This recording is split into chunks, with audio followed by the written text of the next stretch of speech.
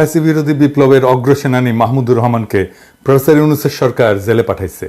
এই মাহমুদুর রহমান সেই বিরল ব্যক্তিত্ব যিনি হাসিনার শাসনের শুরুতেই ফ্যাসিবাদের উত্থানকে সঠিকভাবে চিহ্নিত করতে পারছিলেন, যিনি একাই প্রতিবাদের মশাল জ্বালায় রাখছিলেন। কেন তাকে নেওয়া হলো জেলে? অনেকেই আইনের কথা বলতেছেন। এই সরকার মাহমুদুর রহমানকে আইন দেখাইছে। আমরা প্রশ্ন করি, এই সরকারের আইনি ভিত্তি কি? আমরা ধারাবাহিকভাবে হাসিনার সংবিধান বিলোপের পক্ষে কথা বলছি। অন্তর্বর্তীকালীন সরকার হাসিনার সংবিধান বজায় রাখার সিদ্ধান্ত নিছে, যা এখনো দেশের সর্বোচ্চ আইন। এখন এই সংবিধানে এই ধরনের অন্তর্বর্তী সরকার গঠনের কোনো বিধান আছে কি? নাই। সুতরাং কঠোর আইনি অর্থে ইউনূসের সরকার সংবিধানের অধীনে অবৈধ। এর চেয়েও খারাপ, এই সরকার এমন একটা সরকারকে অপসারণ করে বসানো হয়েছে যা এই সংবিধান অনুসারে গঠিত হয়েছিল। অতএব এই অন্তর্বর্তীকালীন সরকার শুধু অবৈধ না, বরং এই সরকার গঠনে জড়িত প্রত্যেক ব্যক্তি এবং যারা এই সরকারের অংশ হয়েছে তারা সবাই দেশদ্রোহিতার অপরাধ করছে। ঠিক কিনা? আইনে তো তাই বলে। আইনি যদি দেখান তাহলে এইটাও আইন। আপনি আপনার ক্ষেত্রে দেশের সর্বোচ্চ আইন প্রয়োগ করেন নাই, মাহমুদুর রহমানের ক্ষেত্রে কেন আইন প্রয়োগ করতেছেন? এইটার যুক্তি কি? আপনি হয়তো বলবেন যে এই সরকার সফল বিপ্লবের পর জনমানুষের ইচ্ছার ভিত্তিতে বসানো হয়েছে। ঠিক কি? তাইলে মাহমুদুর রহমানকে যে কারাগারে পাঠাইছেন, এটা কি জনমানুষের ইচ্ছা অনুযায়ী? এই মাহমুদুর রহমান হইতেছেন বিপ্লবের প্রকৃত নায়ক। শহীদদের ছাড়া মাহমুদুর রহমান যে ধরনের ত্যাগ স্বীকার করছেন তা আর কেউ করে নাই, আপনারাও করেন নাই। উনি জেলে পড়ছেন বছরের পর বছর। উনার পত্রিকা বন্ধ করে দেওয়া হয়েছে, উনাকে আদালতের বারান্দায় রক্তাক্ত করা হয়েছে, উনাকে দেশ ছাড়তে বাধ্য করা হয়েছে। উনি দেশে ফিরছিলেন কেন? দেশে ফিরছিলেন মৃত্যু পথযাত্রী উনার মাকে দেখার জন্যে, আর কোনো কারণ ছিল না। তাইলে আপনার ক্ষেত্রে জনমানুষের ইচ্ছা প্রযোজ্য, মাহমুদুর রহমানের ক্ষেত্রে ইচ্ছা প্রযোজ্য হবে না কেন? এই মামলার কোনো ভিত্তি আছে? মাহমুদুর রহমান এবং শফিক রেহমানকে রাজনৈতিক উদ্দেশ্যে ফ্যাসিবাদী সরকার মিথ্যা মামলায় জড়াইছিল, আর প্রফেসর ইউনূসের সরকার হাসিনা সরকারের দায়ের করা মিথ্যা মামলা খারিজ করার প্রতিশ্রুতি দিছিল। দেয় নাই? দিছিল। এই মামলা কেন খারিজ হইল না? মাহমুদুর রহমানের মামলা তো সেই প্রথম দিককার মামলাগুলোর মধ্যে থাকার কথা ছিল, যেগুলো বাতিল করা হবে। এটা করা হইল না কেন? এরা ছাড়াও মাহমুদুর রহমান শফিক রেহমানকে শেখ হাসিনার এই কুপুত্র, ওই যে কুত্তে নিয়ে বসে থাকে ও জয়, এর হত্যার ষড়যন্ত্রের অভিযোগে যে মামলায় অভিযুক্ত করা হয়েছে, যেই মামলায় বাংলাদেশের আদালতের কোনো এখতিয়ারই নাই, এই মামলা করার কোনো এখতিয়ার নাই, এই মামলাটাই অবৈধ। জয় যুক্তরাষ্ট্রে বাস করে, শুধুমাত্র মার্কিন আদালতের এখতিয়ার আছে এই ধরনের অভিযোগের উপরে। এবং আশ্চর্যজনকভাবে যুক্তরাষ্ট্রে কোনো মামলা দায়ের করা হয়নি। হাসিনার ফ্যাসিস্ট শাসনের উৎখাতের পরেও এই মামলা কেন বজায় রাখা হইল? এই রায় কেন বজায় রাখা হইল? এই রায় তো অবৈধ, মামলাই অবৈধ। আমি আরেকটু বুঝাই বলি। যদি একজন ব্যক্তি যুক্তরাষ্ট্রে বসবাস করে এবং তার হত্যার একটা ষড়যন্ত্র হয়, থিওরিটিক্যালি ধরতেছি, তাহলে সেই অপরাধের মামলা যুক্তরাষ্ট্রের আদালতে দায়ের করতে হবে। কারণ অপরাধের শিকার যে ব্যক্তি, সে ব্যক্তি যুক্তরাষ্ট্রে বসবাস করেন এবং অপরাধের স্থানও কিন্তু যুক্তরাষ্ট্রের এখতিয়ারের মধ্যে পড়ে।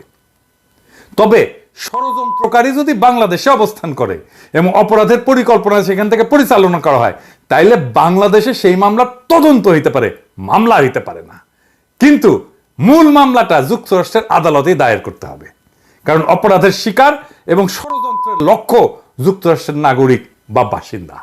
যদি এমন একটা মামলা যেখানে ষড়যন্ত্রের শিকার ব্যক্তি যুক্তরাষ্ট্রে বাস করেন এবং ঘটনাটা যুক্তরাষ্ট্রের বিচার ব্যবস্থার আওতাধীন, তাহলে মামলাটা যদি বাংলাদেশে দায়ের করা হয়, তবে এইটা আইনের বেশ কয়েকটা দিক থেকে ব্যত্যয় বা বিচ্যুতি হবে। প্রধান ব্যত্যয়গুলো কি? একটা হইতেছে আন্তর্জাতিক এখতিয়ার লঙ্ঘন। আন্তর্জাতিক আইনে সাধারণত যে দেশে অপরাধ সংঘটিত হয়েছে সেই দেশের আদালতেই মামলার শুনানি এবং বিচার করতে পারে। যেহেতু ষড়যন্ত্রের শিকার ব্যক্তি যুক্তরাষ্ট্রে বাস করেন এবং অপরাধের প্রভাব সেই দেশের মধ্যে পড়ে, তাই মামলাটা যুক্তরাষ্ট্রের এখতিয়ারের মধ্যে পড়ে। বাংলাদেশে এই ধরনের মামলা দায়ের করা হইলে সেটা আন্তর্জাতিক আইনের মূল নীতির লঙ্ঘন।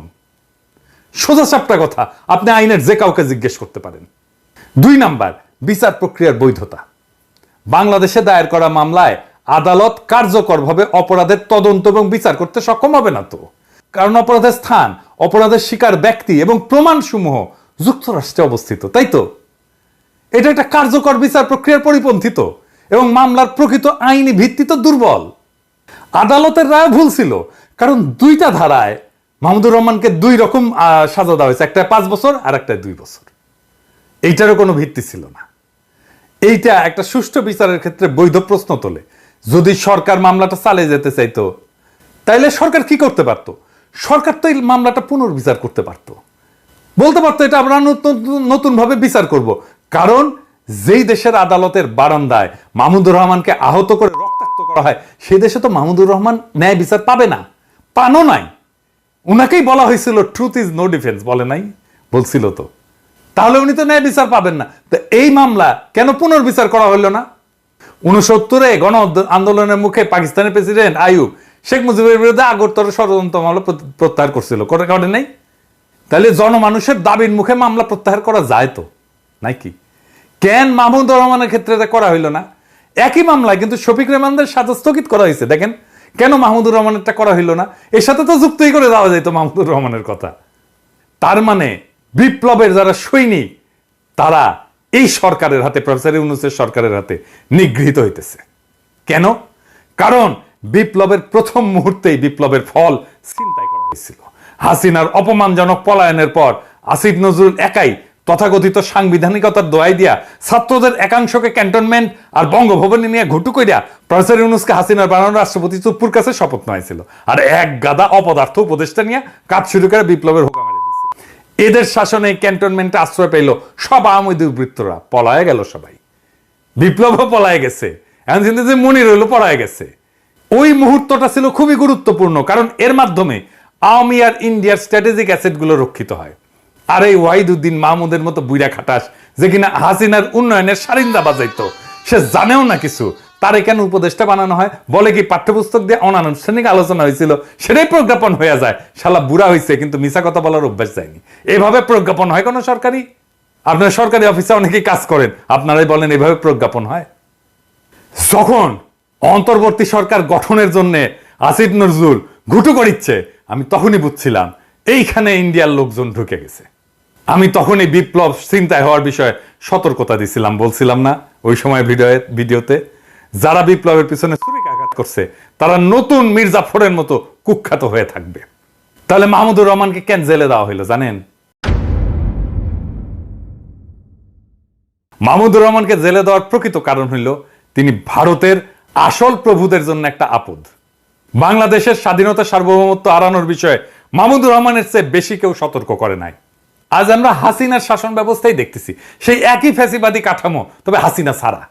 যারা ভারতের স্থানীয় এজেন্সি এবং বাংলাদেশের এই যে প্রথম আলো, ডেইলি স্টার, এই গোষ্ঠী তো সরকার হিসেবে পাইছি আমরা, তারা মাহমুদুর রহমানকে নিশ্চুপ করতে তাদের সর্বোচ্চ চেষ্টা করবে। এখন বলতে পারেন কিভাবে এটা এড়ানো যেত? একটা তো দেখাইলাম, শফিক রেহমানদের রায় তো স্থগিত করে দিছে, দেখলেনই তো। 2 নাম্বার, এই মামলাটা পুনর্বিচারের জন্য পাঠানো যেত। 3 নাম্বার, রায় বাতিল করে দেওয়া যেত। 4 নাম্বার, আমি যদি আসিফ নজরুল হইতাম, এগুলো কোনো কিছু হইল না, তারপরে আমি যদি আসিফ নজরুল হইতাম, তাইলে মাহমুদ ভাইকে জেলে যাইতে হইতো না। কিভাবে জানেন? মাহমুদ ভাই যেই সময় বললেন যে উনি আদালতে আত্মসমর্পণ করতে যাইবেন, সেই দিনই আমি ওনার মায়েরে দেখতে যাইতাম, আর মাহমুদুর রহমানের, আর বলতাম, মাহমুদ ভাই আমরা এই মামলার রায় বাতিলের জন্য উদ্যোগ নিতেছি, আপনি তো বুঝেন টাইম লাগবে, কয়দিন সময় দেন আমাদের, খালাম্মাকে সময় দেন আপনি, আমি নিজে এসে আপনার হাতে রায় বাতিলের কাগজ কিন্তু ধরাই দিয়ে যাব। আপনি আদালতে গেলে জেলে পাঠায় দেবে, এটা আমরা এটাতে বিব্রত হব। আমি মেহরবানি করে আমাদেরকে বিব্রত করেন না মাহমুদ ভাই, আপনি মেহরবানি করে কয়টা দিন টাইম দেন, আমরা রিকোয়েস্ট করতেছি। উনি যদি আমার রিকোয়েস্ট না শুনতেন, আমি প্রফেসর ইউনূসের দিয়ে ফোন করাইতাম ওনারে, হয়তো না। আপনি বলেন কাজ হইতো না? মাহমুদ ভাই যাইতো আজকে আদালতে? আপনারা সবাই জানেন মাহমুদ ভাইয়ের কিন্তু ঘাটতেরা, উনি যেটা মনে করবেন সেটা উনি করবেনই, করে ছাড়বেন, এবং উনি ঘাটতেরার জন্য আমরা ওনাকে পছন্দ করি, ঠিক কিনা বলেন? কিন্তু তারপরেও এই অ্যাপ্রোচটা নিয়ে গেলে উনি শুনতেন, কিন্তু ওনারা করবেন না তো। মাহমুদুর রহমান কে এখন? মাহমুদুর রহমান তো এখন কেউ না। আমরা এই ভারতীয় এজেন্ট এবং ফ্যাসিবাদের সহায়কদের কাছ থেকে কোনো দেশপ্রেম তো আশা করি না। আমরা দৃঢ়ভাবে বিশ্বাস করি যে মাহমুদুর রহমানের প্রতি প্রকৃত বিচার আমাদের জনগণ করবে, যারা ভারতের আধিপত্য এবং সম্প্রসারণবাদকে বীরত্বের সাথে পরাজিত করছে। আমরা যা নেপালে দেখছি, আমরা যা মালদ্বীপে দেখছি, আমরা দেখছি আমাদের এই অঞ্চলে ভারতের সম্প্রসারণবাদ পিছু হটছে। আমাদের জনগণ নিশ্চিত করবে যে আর কখনো ভারতীয় আধিপত্যবাদ বাংলাদেশে ফিরে আসবে না। মাহমুদ ভাই, ভয়ের কিছু নাই। ভবিষ্যতের বাংলাদেশ আপনাকে দুই হাত তুলে এবং উষ্ণ হৃদয়ে স্বাগত জানাবে। আমরা সেই দিনের অপেক্ষায় থাকলাম। ইনকিলাব জিন্দাবাদ।